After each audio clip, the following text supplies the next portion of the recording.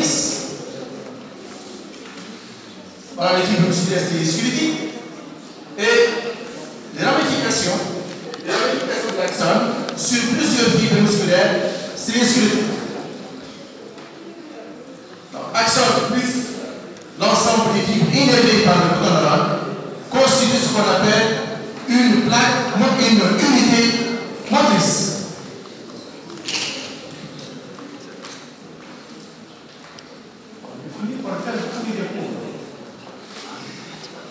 Toujours pareil, hein, la plaque motrice ici, jonction la jonction entre terminaison nerveuse et la fibre musculaire stéréosquelettique. Il y a plusieurs ici, d'autres ici.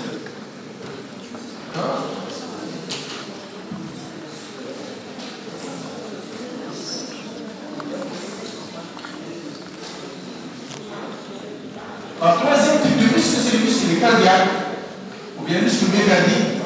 Caractéristique de ces cellules, ce sont des cellules en Y, cellules ramifiées, qui présentent le même caractère des cellules musculaires lisses avec un noyau central. Chaque fibre musculaire myocardique présente un noyau central. Les cellules sont séparées par les stries calariformes, qui séparent les cellules. L'élastérose, c'est une caractéristique importante de ces cellules musculaires myocardiques. Et on peut même distinguer, donc vous le savez, on peut distinguer deux types de cellules musculaires myocardiques. Les cellules myocardiques qui sont spécialisées dans la conduction de l'afflux nerveux et les cellules musculaires myocardiques qui sont spécialisées dans la contraction. Là, vous avez les stries plutôt les tristes calariformes. D'accord? Et l'aspect également de point de clair et de blanc, l'alternance de point de clair et de blanc, là aussi, il est bien visible au niveau des cellules myocardiques. Bien sûr, l'importance du filament actif du myosine. Cette importance, donc, elle est moins importante au niveau ou bien la richesse au filament actif du myosine est moins importante donc, au niveau des cellules musculaires myocardiques, mais la disposition en sarcomère, là aussi, elle est bien visible.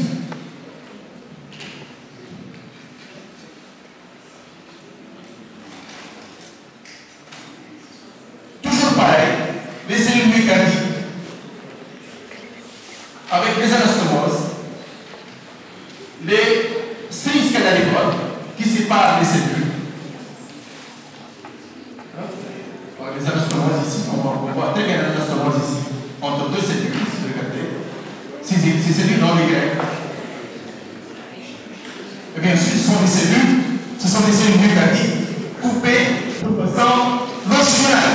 C'est une coupe longitudinale de cellules myocardiques.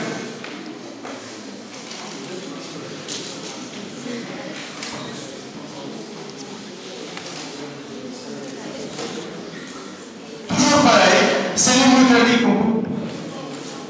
longitudinales avec ici des ramifications. Les stries calariformes. Le noyau il est bien central. Il est unique et central. Donc ce sont des cellules qui présentent les mêmes caractères qu'une cellule musculaire lisse et striée. Regardez ici la ramification. La cellule en Y. C'est très remarquable au niveau du tissu myocardique. Là, par contre, ici, c'est le muscle myocardique et on coupe transversal. On coupe transversal. Là, on note, si vous voulez, l'irrégularité du contour cellulaire. Regardez le contour, il est très irrégulier. Alors, justement, cette irrégularité, elle est bien due aux anastomoses entre les cellules myocardiques. D'accord? Voilà un petit peu cette irrégularité. Vous n'avez pas, vous ne voit pratiquement pas de contours réguliers.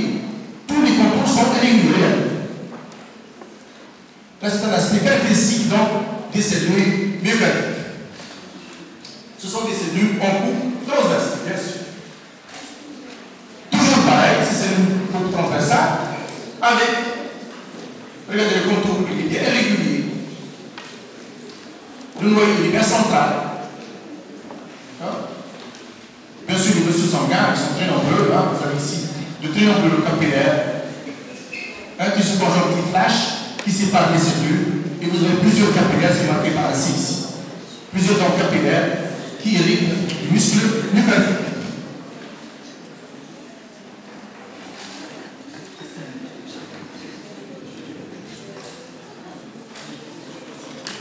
La deuxième variété de cellules mucatiques, ce sont les cellules de Purkinje. Les cellules de Purkinje, ce sont des cellules qui présentent un noyau central, un aspect très clair. Ce sont des cellules pauvres en myofilaments et de myosine. Ce sont des cellules spécialisées dans la conduction de l'influx nerveux et pas dans la contraction. C'est un réseau complet qui prend naissance au niveau de l'oreille droite et par le nœud de Corolla, le faisceau Lewis et l'horizon de Purkinje. Ce sont des cellules qui ont très pauvres en myofilaments spécialisées dans la conduction de l'influx nerveux qui prend naissance au niveau du nœud sinusal.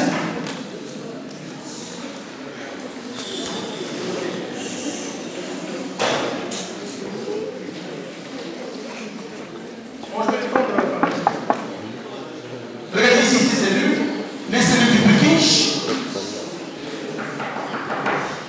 avec ici un aspect fusiforme, regardez, un aspect fusiforme, vous voyez pratiquement central, ici, et l'aspect, surtout l'aspect clair de ces cellules.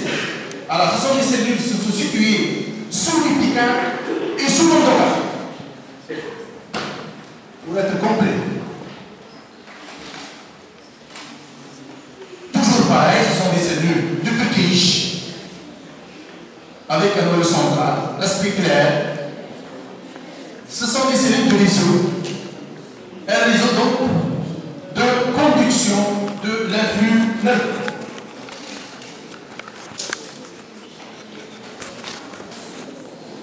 On a aussi pour le muscle. Le muscle donc avec les trois variétés, muscle lisse, muscle stéréosquelettique et le muscle mécanique, avec toutes les caractéristiques, toutes les différences et les ressemblances entre les trois variétés de muscles. Alors nous allons passer maintenant au l'appareil circulatoire avec ici une diapo de la aorte. C'est une artère de gros calibre. Dans une artère, comme vous le savez, c'est toujours la média la plus importante. D'accord? C'est la média donc la plus importante ici. Et dans les vaisseaux de gros calibre, vous avez une artère avec une média très riche en lamelles acides.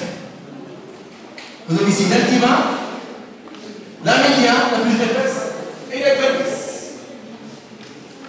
Alors, intima, séparé de la média par une limitante élastique interne continue. La média est séparée de la pelvis par une limitante élastique externe discontinue. L'adventice comporte également des métabasomes, des vaisseaux, des vaisseaux. Voilà l'image d'une artère de gros calibre. C'est le cas bien sûr de l'artère pulmonaire là aussi. C'est une artère de gros calibre. La haute, comme ici. Alors regardez ici, les lames élastiques. Les lames élastiques au niveau de la média. Regardez donc les lames élastiques sont bien ondulées. Alors ces lames élastiques sont retenues par des cellules un peu spéciales qu'on appelle les cellules rameuses. Ces cellules rameuses qui pratiquement jouent le rôle de tenseur de ces lames élastiques. Dans la contraction, le relâchement permet de faire varier le diamètre de la haute. Voilà un petit peu l'élément le plus dominant au niveau de la haute, c'est bien sûr les lames élastiques. Dans un vaisseau de gros calibre. Le cas de la haute, bien sûr.